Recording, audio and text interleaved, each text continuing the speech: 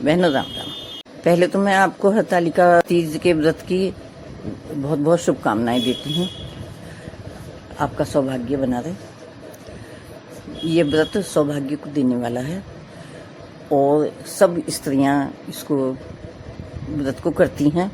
इस व्रत को कुंवारी लड़कियां भी कर सकती हैं और सौभाग्यवती भी कर सकती हैं। पार्वती ने तो कुंवारी नहीं किया था, तो पार्वती जी के व्रत की ये कथा है। तो इस व्रत में सौभाग्यवती पूरा दिन व्रत करती हैं, अंजल नहीं करती हैं बिल्कुल भी।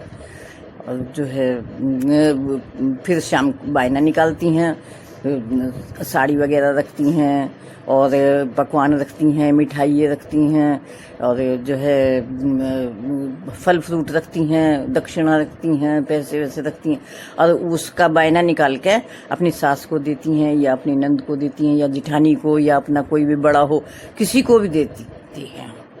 इस व्रत का महत्व बहुत ज़्यादा है। इस व्रत की कथा इस प्रकार है।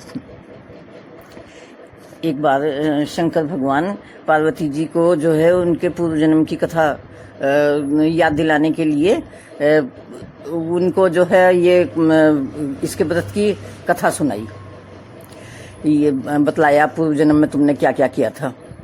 तो उसमें बतलाया, हे शंकर भगवान बोले, हे पार्वती, पर्वतराज हिमालय पर गंगा के तट पर तुमने जो कठोर तप किया है, बिना अंजल खाए व्रत किए, बिना अन्न खाए, जो तुमने सूखे पत्ते खा के 12 वर्षों तक अधोमुख होकर तपस्या की है और माघ मास के महीने में इतनी सर्दी में तुमने जल में खड़े होकर तपस्या की है, बैसाख मास में तुमने शरीर को तपा देने वाली गर्मी में अग्नि जलाकर अपने शरीर को तपाया है और श्रावण के महीने में मूसलाधार बारिश में तुमने खुले में बैठकर तपस्या की है बिना अन्न खाए।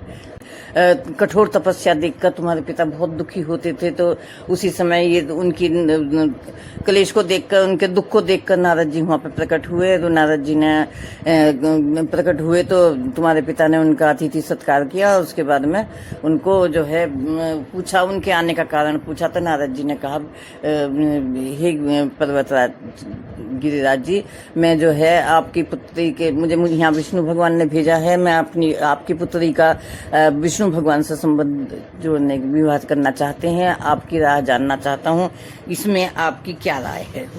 इतनी बात सुनकर वो जो थे तुम्हारे पिता गदगद हो गए, उनकी खुशी का ठिकाना नहीं रहा।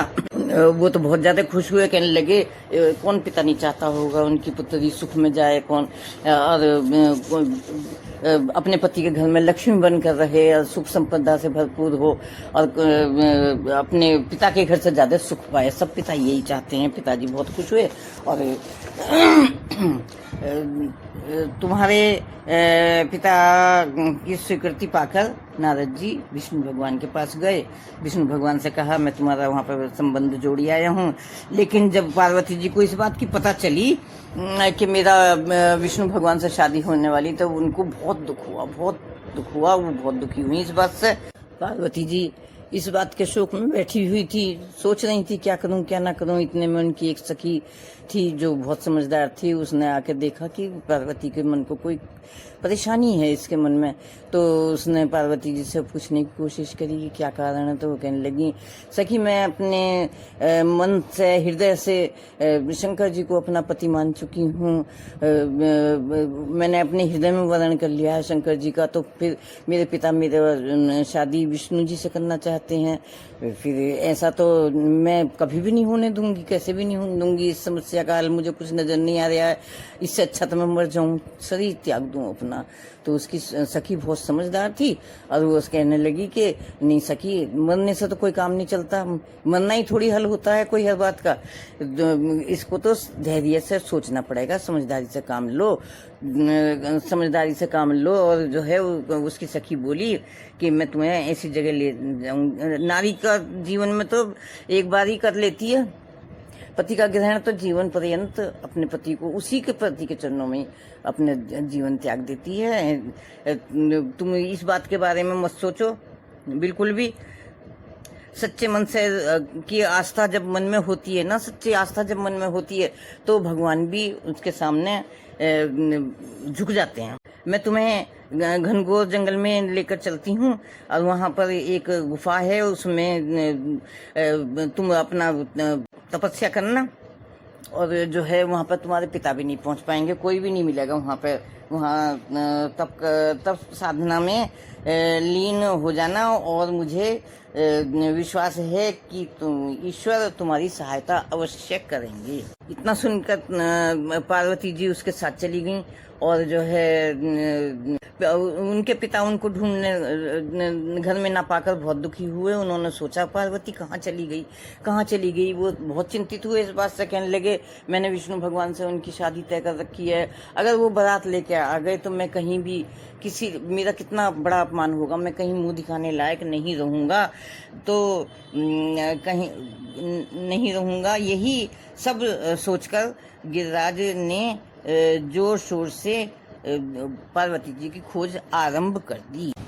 जब पर्वतराज गिरिराज पार्वती जी की खोज करते रहे, ढूंढते रहे, सब जने कहाँ चली गई, और पार्वती जी गुफा में बैठी हुई तपस्या करती रही अपनी सहेली के साथ।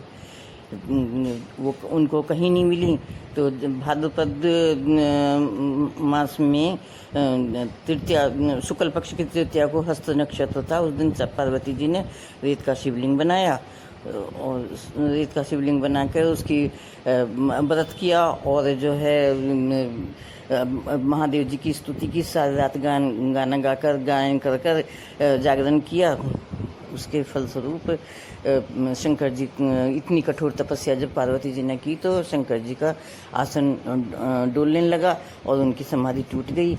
उस समाधि टूटने के बाद में शंकर भगवान पार्वती जी के सामने प्रकट हुए तो आके कहने लगे तुमने इतनी कठोर समस्या की है किस लिए? कहने लगे मैं आपसे बहुत खुश हूँ। तो कहने लगे कि पार्वती जी कहने लगी अगर सचमुच ही आप मेरी तपस्या से खुश हैं तो आप मुझको अपनी अर्धांगिनी बनाने का वरदान दीजिएगा, मैं आपकी अर्धांगिनी बनना चाहती हूँ।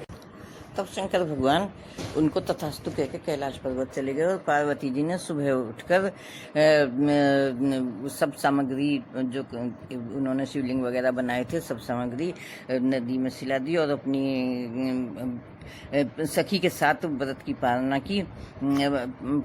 उधर गिरिराज भी अपने बंधुओं के साथ पार्वती को खोजते वहां पहुंचे और उनसे इतने कठोर तपस्या का कारण पूछा और उनकी दशा देखकर गिरिराज को बहुत दुख हुआ और उनकी आंखों में आंसू उमड़ आए। फिर पार्वती जी ने उनकी आंखों से आंसू पोंछे कहा कि मैंने अपना अधिकांश जीवन तपस्या में ही व्यतीत किया है, पर मेरी इस तपस्या का उद्देश्य केवल यही है कि मैं महादेव जी से को अपना पति रूप में वर्ण करूं और आज मैं अपनी तपस्या की कसौटी पर खरी उतर गई हूँ। आप क्योंकि विष्णु जी से मेरी शादी करना चाहते थे इसलिए मैंने अपना आराध्या खोज में घर छोड़ दिया था। आपके साथ इसी शर्त पर घर चलूंगी कि आप मेरा भगवान शंकर से शादी करेंगे। गिरिराज मान गए और पार्वती जी को लेकर घर आ गए। कुछ समय व्यतीत होने पर उन्होंने महादेव जी के साथ पार्वती जी की शादी कर दी। तब शंकर भगवान बोले हे पार्वती, भाद्रपद की शुक्ल तृतीया को तुमने मेरी आराधना करके जो व्रत किया था उसी के फलस्वरूप मेरा तुमसे विवाह हुआ। और इसका मतलब यह है कि इसका महत्व यह है कि मैं इस व्रत को करने वाली कुंवारियों को मनोवांछित फल देता हूँ। इसीलिए मैं सौभाग्य की इच्छा करने वाली प्रत्येक युवती को यह व्रत पूरी एक निष्ठा के साथ और आस्था के साथ करना चाहिए। यह व्रत सब स्त्रियों को करना चाहिए। बहनों, आपको हरतालिका की कथा कैसी लगी? और हरतालिका को बुढ़ी तीज भी कहते हैं, बुढ़ी तीज भी कहते हैं। कहीं कहीं पर बड़े बूढ़े आदमी कहते हैं बुढ़ी तीज है ये। और आप मेरी इसको शेयर करना, त्रुटियों को, मेरी गलतियों को माफ करना। बोल महादेव पार्वती की जय, शंकर भगवान की जय, उमापति महादेव की जय।